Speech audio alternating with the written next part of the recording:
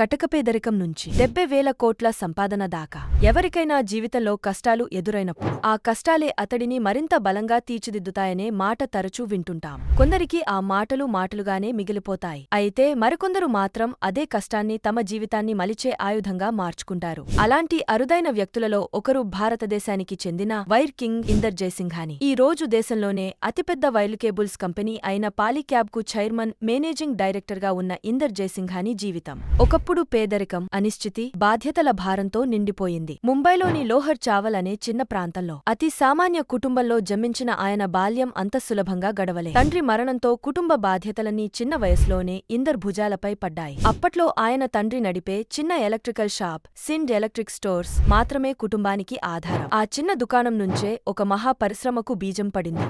1983లో గుజరాత్ ప్రభుత్వ పరిశ్రమల శాఖ ద్వారా పాలీక్యాబ్ ఇండస్ట్రీస్ చిన్న పరిశ్రమగా నమోదు అయింది. క్రమంగా వ్యాపారం విస్తరిస్తూ ఇవాళ ఇందర్ జయసింఘాని నికర విలువ సుమారు $7.96 బిలియన్, అంటే దాదాపు 70,000 కోట్లకు పై మాటే.